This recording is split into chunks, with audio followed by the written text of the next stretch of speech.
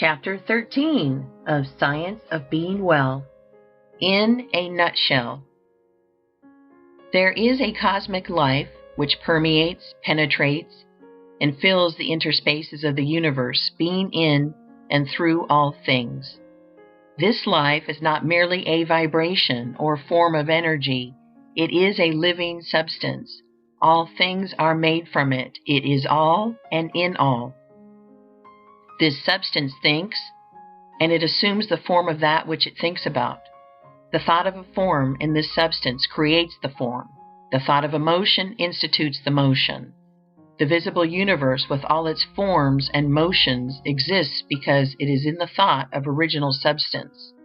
Man is a form of original substance and can think original thoughts, and within himself man's thoughts have controlling or formative power. The thought of a condition produces that condition. The thought of a motion institutes that motion. So long as man thinks of the conditions and motions of disease, so long will the conditions and motions of disease exist within him. If man will think only of perfect health, the principle of health within him will maintain normal conditions. To be well, man must form a conception of perfect health and hold thoughts harmonious with that conception as regards himself and all things. He must think only of healthy conditions and functioning. He must not permit a thought of unhealthy or abnormal conditions or functioning to find lodgment in his mind at any time. In order to think only of healthy conditions and functioning, man must perform the voluntary acts of life in a perfectly healthy way.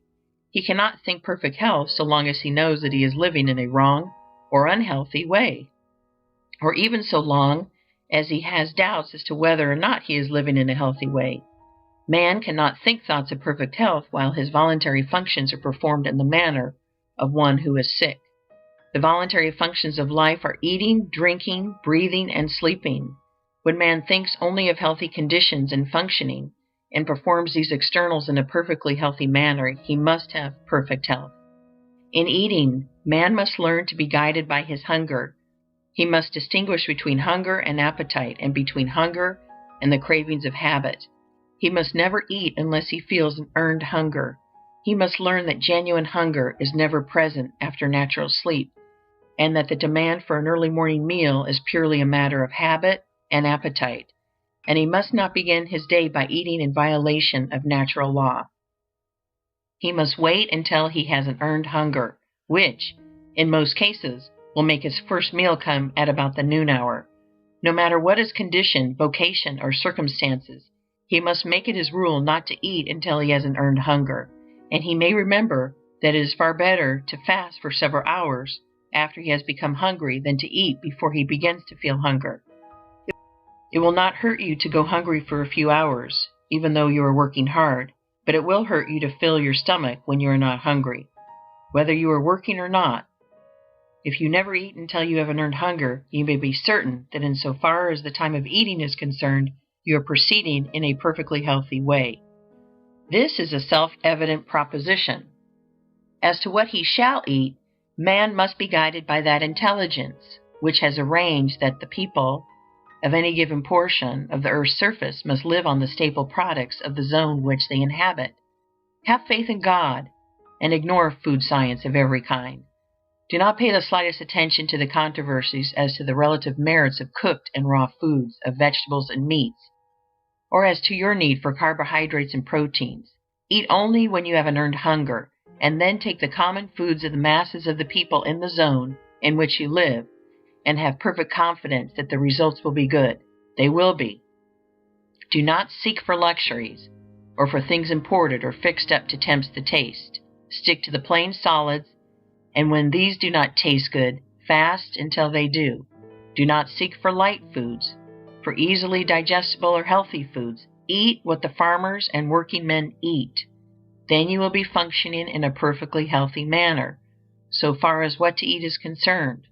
I repeat, if you have no hunger or taste for the plain foods, do not eat at all. Wait until hunger comes. Go without eating until the plainest food tastes good to you, and then begin your meal with what you like best. In deciding how to eat, man must be guided by reason. we can see that the abnormal states of hurry and worry produced by wrong thinking about business and similar things have led us to form the habit of eating too fast and chewing too little. Reason tells us that food should be chewed, and that the more thoroughly it is chewed, the better it is prepared for the chemistry of digestion. Furthermore, we can see that the man who eats slowly and chews his food to a liquid, keeping his mind on the process and giving it his undivided attention, will enjoy more of the pleasure of taste than he who bolts his food with his mind on something else. To eat in a perfectly healthy manner, man must concentrate his attention on the act with cheerful enjoyment and confidence. He must taste his food, and he must reduce each mouthful to a liquid before swallowing it. The foregoing instructions, if followed, make the function of eating completely perfect. Nothing can be added as to what, when, and how.